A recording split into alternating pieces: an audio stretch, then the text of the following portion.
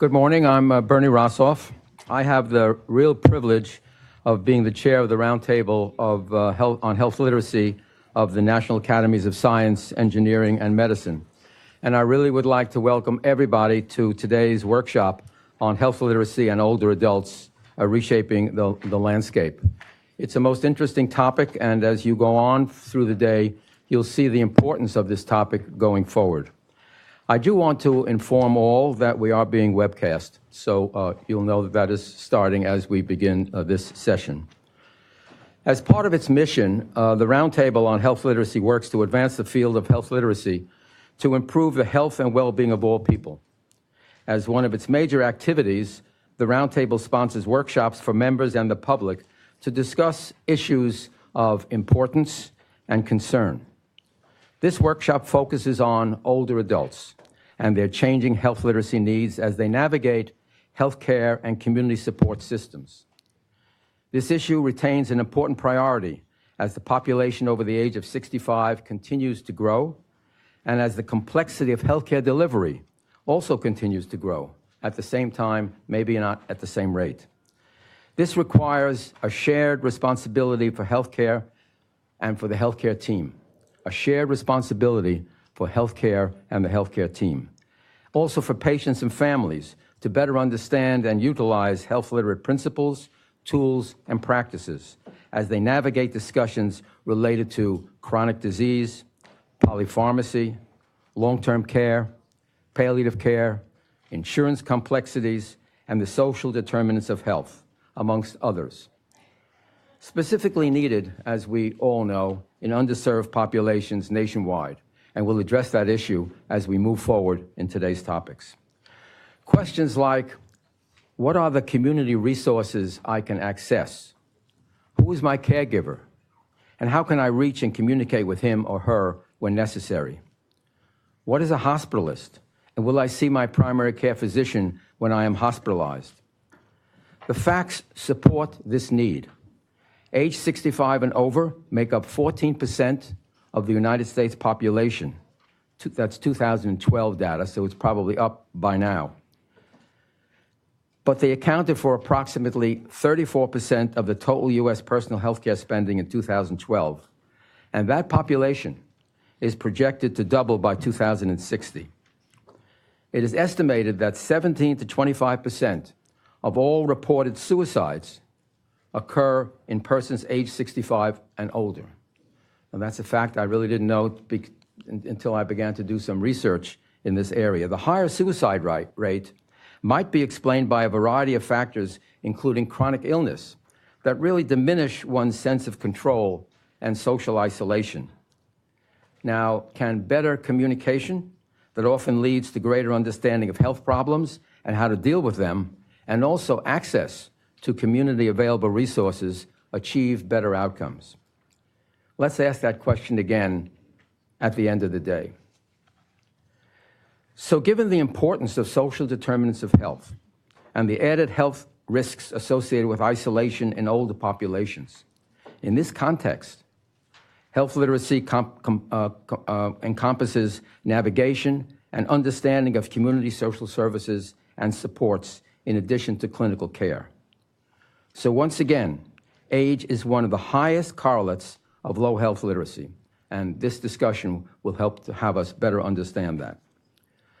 This day is divided into 4 sessions. The first 3 sessions consist of presentations, followed by a moderated discussion period.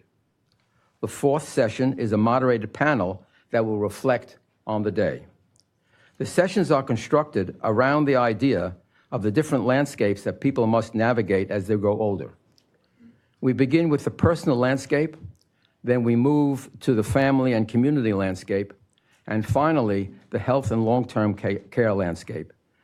So the objectives of the workshop, let me lay that out for you. 1, to describe the health literacy challenges that older adults face as they try to maintain their health, their independence, and their place in the community. Number 2, speak to how the dynamics of family and informal caregivers adds another layer of complexity and health literacy challenges in determining individual needs and preferences.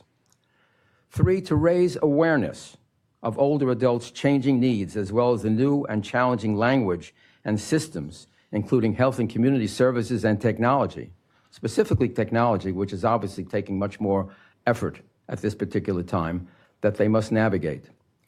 And to highlight strategies to bridge health literacy gaps that directly impact the health and quality of life for older adults. Now, all along, the entire day, we'll have time for discussion between the Roundtable members and the presenters and panelists, and from our audience. And we would appreciate the efforts of questions and other issues from the audience. We have a very full day, so I will try to keep the introductions brief. If you'd like more information on the presenters or the panelists and moderators, there's a handout of speaker bio sketches at the registration table. Although I'll try to keep it brief, some of the introductions are so important that I will spend a little extra time introducing individuals. As always, I ask each Roundtable member to be noting throughout the day key ideas or concepts that are brought out in the presentations and the discussions. And as we always do, at the end of the day, I'll go around and ask each Roundtable member to briefly describe these key highlights. And we always enjoy that session because it kind of brings together the entire meeting. The workshop was organized by an exceptionally good planning committee.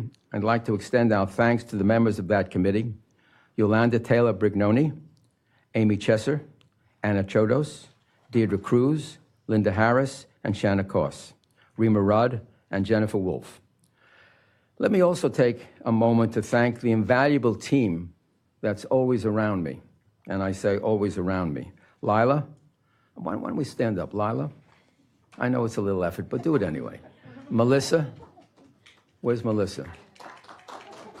And Alexis, where's Alexis? By the way, I've asked the Roundtable member, staff member, Melissa, when we have an opportunity, please keep track of the time. So she'll be giving each speaker or moderator a 5-minute. It's going to be on the podium. Oh, right in the clock in front of me. Okay, so you'll have some opportunity to know when you have 5 minutes, 2 minutes, and your time is up warning. Let me now briefly introduce Shanna Koss. Ms. Koss is a health policy and informatics expert and a strategist. She is the president of Koss on Care LLC and co-founder of Connected Health Resources LLC, a service company that supports easy-to-understand clinical information and navigation of health and social services. Her recent work and volunteer activities include several community-based initiatives in the state of Maryland, including a pilot project of low-income seniors and disabled individuals assisting with community-based services navigation, a multidisciplinary Montgomery County project called Health Partners, designed to improve services for underserved populations, and Silver Spring Village, where she helped with the initial development and operations and provides ongoing health and services expertise and support. Shanna?